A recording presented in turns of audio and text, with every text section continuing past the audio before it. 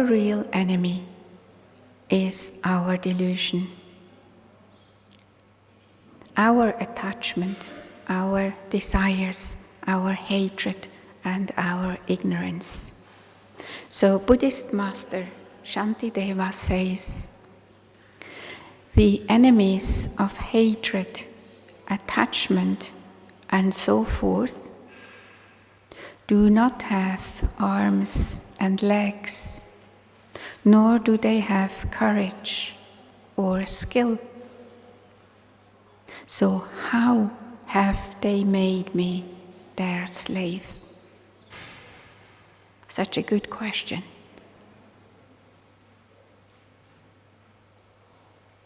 Yeah? And my delusions of hatred, attachment, ignorance, they have no arms, no legs. They have no courage, no skills, but they made me their slave. How? Good question. Very good question. While they remain within my mind, they harm me at their pleasure. We have a lot of experience of that. And yet, without anger, I patiently endure them. How shameful.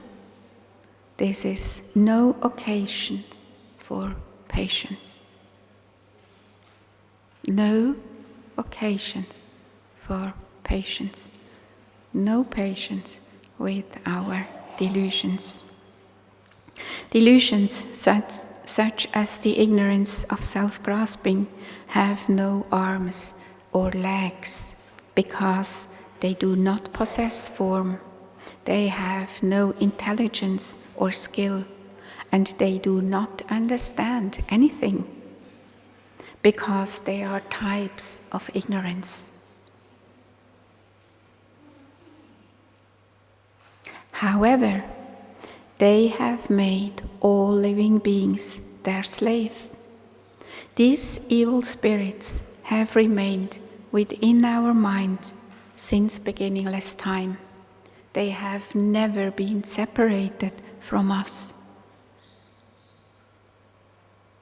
While they remain within our mind, they harm us at their pleasure, and yet, without anger, we patiently endure their harm. Well, if we think about deeply, just how can we be so stupid?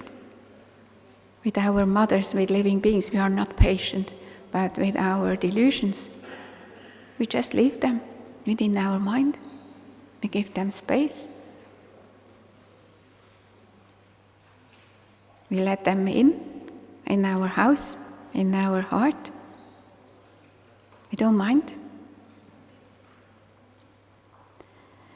How shameful. This is completely wrong. If we are patient towards our enemy of delusions, our suffering and problems become worse. Therefore, instead of being patient, we should develop anger towards these enemies, just like Vajrapani. This means we should develop a strong wish to harm and destroy these delusions. Strong wish. When we are deluded, when we have anger, when we have attachment, we should use this to really give very much power, strength to our determination. I need to destroy them. I have to get rid of them.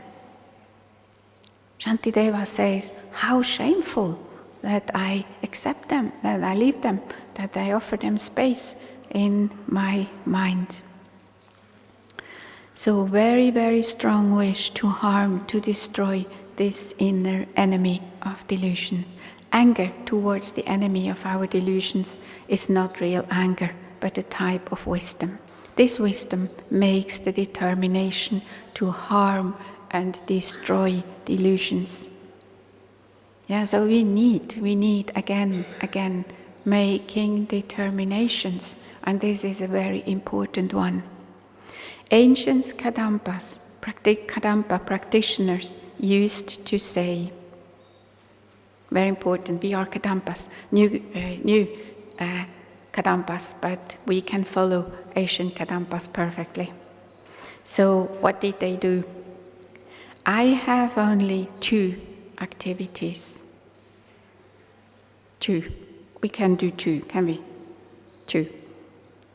To benefit living beings as much as possible as I can, and to harm my own delusions as much as I can.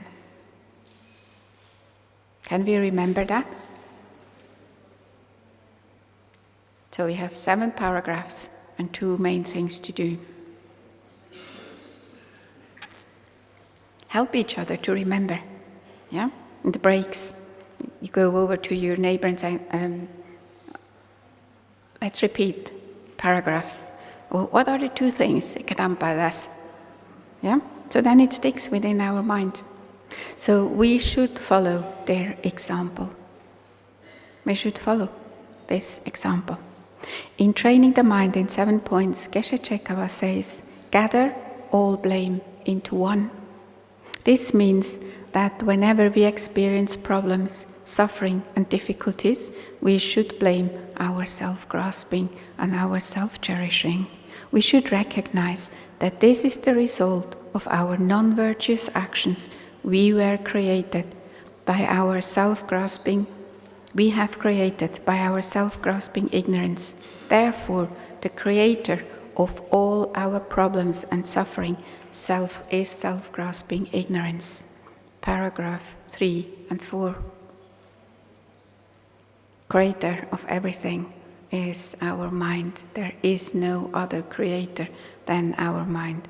Suffering and happiness are states of mind, therefore created by self-grasping ignorance. Paragraph 6. Without self-grasping ignorance, there is no basis to experience problems and suffering. Understanding this, we should make the strong determination to recognize, reduce, and finally abandon completely self-grasping ignorance. So, recognize, first step, reduce, and then finally abandon completely self-grasping ignorance. To gain the ability to recognize, reduce, and abandon self-grasping ignorance, we need to receive the powerful blessings of enlightened beings.